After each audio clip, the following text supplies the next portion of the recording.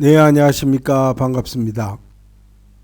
사고전서 자부 명의고 5권에 구인은 동이이고 동이는 조선으로 공자가 가서 살고 싶어 했다는 곳이 바로 이곳이다라는 내용이 실려 있습니다. 또한 사고전서 경부 주례정경 서권 8권에는 동이기자나라는 공자가 가서 살고 싶어 하는 곳이다. 이는 동이기자지국 공자 소욕거라고 했습니다. 그러나 논어에는 공자가 구이에 가서 살고 싶어 했다는 기록만 있고 구이가 바로 기자조선이라는 말은 없습니다. 그런데 이 명의고 5권은 공자가 가서 살고 싶어 했던 그 나라가 바로 조선이었다는 사실을 밝히고 있어 아주 중요한 의미가 있습니다. 우리는 이런 자료를 통해서 고조선이 여러 독립국가들 중에서도 특별히 문화적 수준이 높고 그 대표성을 띈 독립국가로 이는 공자가 마음속으로 동경하던 나라였음을 미루어 짐작할 수 있습니다. 그리고 11경문대 1권에는 논어 자한편에 자욕거구이 혹활 루여지야 자왈 군자거지 하루 지우라는 대목을 논하여 여기서 말하는 군자는 기자를 가리킨 것이지 공자가 자칭해서 군자라고 한 것이 아니다라는 내용이 나옵니다. 그동안 우리는 논어의 이 부분을 주자 해석에 따라 군자 거지면 하유 지우라, 즉 군자가 가서 산다면 무슨 누추함이 있겠는가라고 하여 그 군자가 바로 공자를 가리키는 것으로 이해했던 것입니다. 그런데 이 자료는 군자 거진이 하루 지우리요, 즉 구이에는 군자인 기자가 살았으니 무슨 누추함이 있겠는가라고 해석해야 한다고 주장한 것입니다.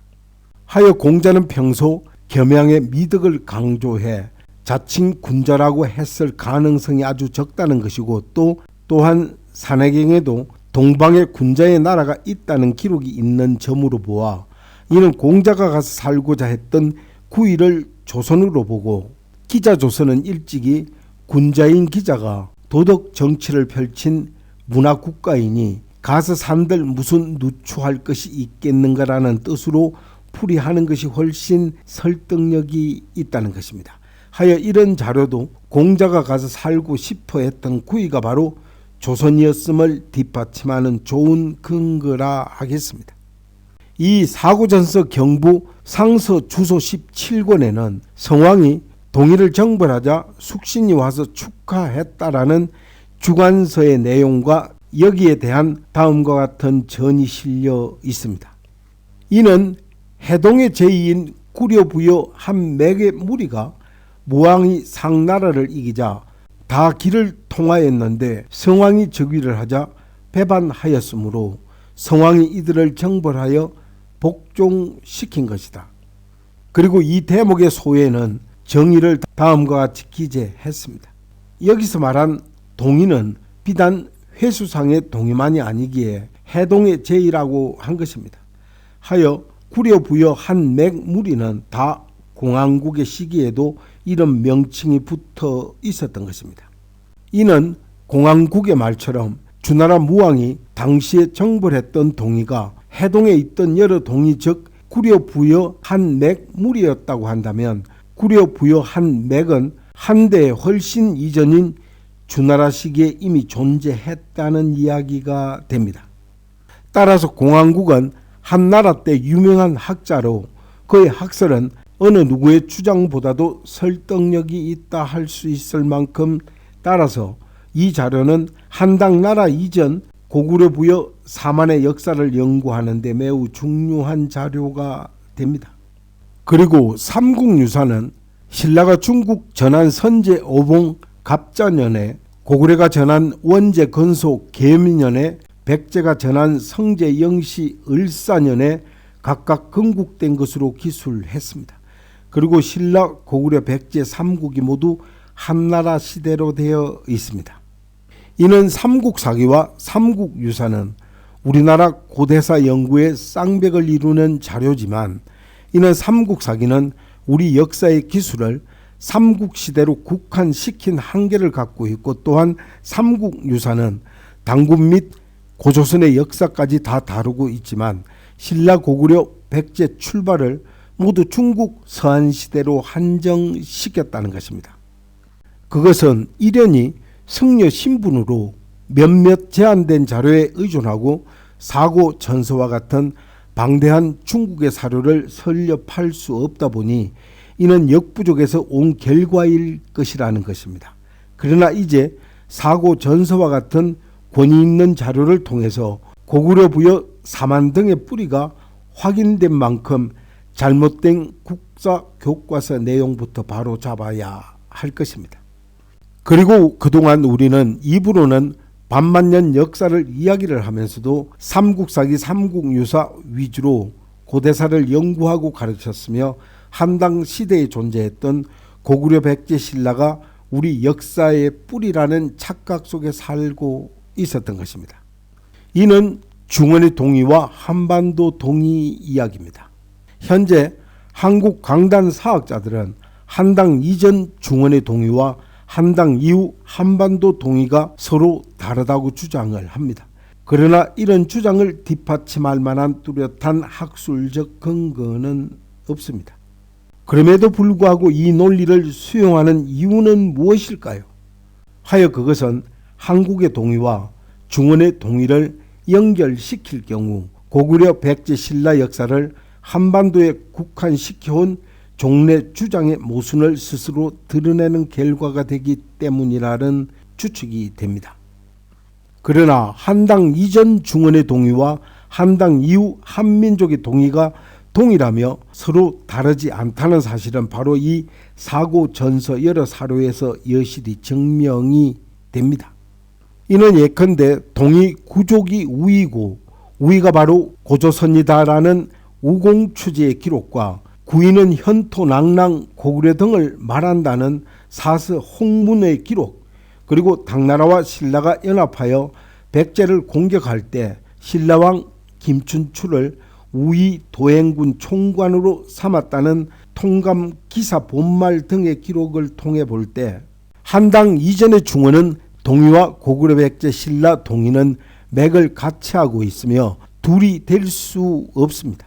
그리고 김부식의 삼국사기에도 신라는 조선의 유민에 의해 건립되었다는 기록이 있는데 이는 바로 고조선이 동일하면 그 뒤를 개성한 신라가 바로 고조선의 동의와 동일한 동의임을 너무나 자명한 이치입니다. 문학과 역사가 다른 점은 문학이 있을 수 있는 일을 쓰는 것이라면 역사는 있었던 일을 쓴다는 것입니다. 따라서 역사는 참이어야 하지 거짓이 있어서는 안 되는 것입니다. 하여 있었던 일을 없었다고 해서도 안 되고 또한 없었던 일을 있었다고 해서도 안 되며 동일한 것을 다르다고 해서도 안 되고 다른 것을 동일하다고 해서도 안 되는 것입니다. 그렇다면 이 양 역사의 진짜 주역은 누구인가 하는 것입니다. 이를 신백강 박사에 따르면 7만 9천 권에 달하는 방대한 이 사고 전서에서 동의에 관련한 사료만 따로 추려 묶으니 우리의 눈을 놀라게 하고 귀를 의심케 하는 대목이 한두 군데가 아니다 하여 지금까지 밝혀진 동의에 관한 새로운 기록을 4가지로 요약하면 다음과 같습니다. 그 첫째, 동의는 동양의 지류가 아닌 본류이며 피지배자가 아닌 지배자이며 아시아의 조역이 아닌 주역이었고 변방이 아닌 중심이었고 동양 문화의 아류가 아닌 원료였다는 것입니다. 그리고 둘째는 동의가 바로 고조선이라는 것입니다. 그리고 셋째는 중국인만으로 알았던 요순과 공자, 백이숙제, 강태공, 맹자, 묵자 등이 모두 동이족 출신이라는 것입니다. 그리고 넷째는 부여의 뿌리가 부유이고 부유는 산동성 부산이 발원지이며 그리고 고구려는 한나라 때 생긴 신생 국가가 아니라 하우 시대에도 존재했으며 당나라 때까지만 해도 내몽골 지역 적봉시가 고구려 서쪽 영토 안에 포함되어 있었던 것입니다. 그리고 오늘날 중국에는 몽골족, 만족, 묘족, 회족, 장족 등 한족 이외에 55개 달하는 소수 민족이 있지만 이들은 결국 동이족과 한족에서 분파된 지류와 치맥에 불과합니다. 그렇다면 동양 역사 발전 양대 주역인 동이와 한족 두 민족 가운데 동방민족의 뿌리는 과연 누구인가 하는 것인데, 이는 다시 말해 어느 민족이 동양 역사의 여명을 열었으며 동양 역사를 추동시킨 원동력이었던가 하는 것입니다. 하여 이것은 바로 동이족이라는 것입니다. 한족의 시조는 염제 신농씨와 황제 헌원씨입니다. 사마천은 사기에 황제를 한족의 시조로 기술하였고 오늘날 한족들은 자신들을 염제 자손이라 말합니다.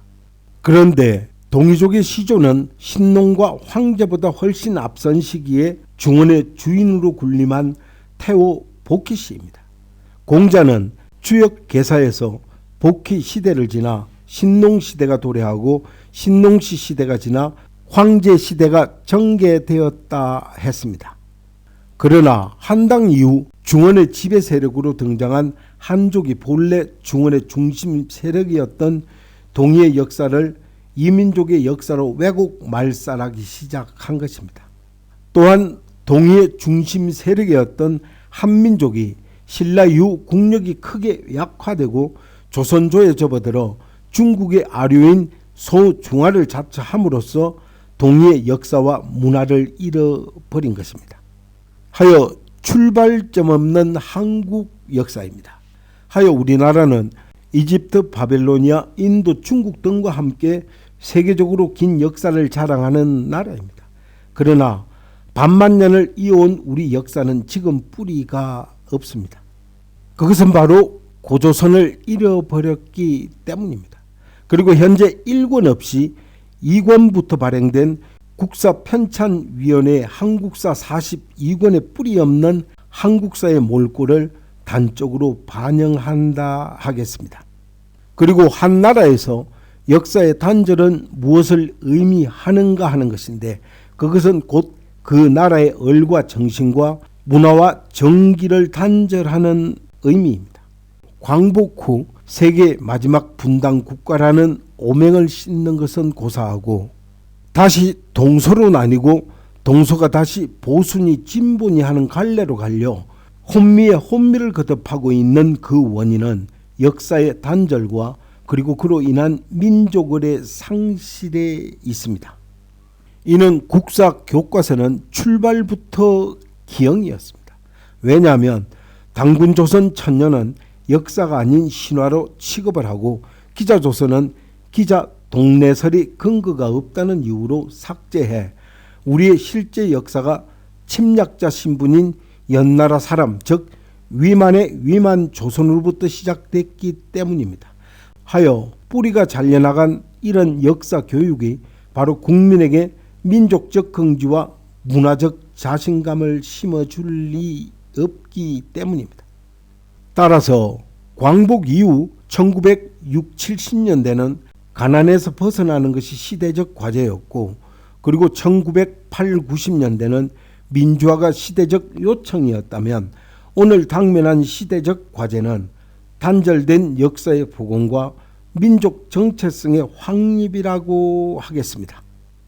하여 그동안 실증 사학을 주장하는 강단 사학계는 자료의 결핍별 이유로 고조선사 연구와 복원의 적극성을 띠지 않았습니다.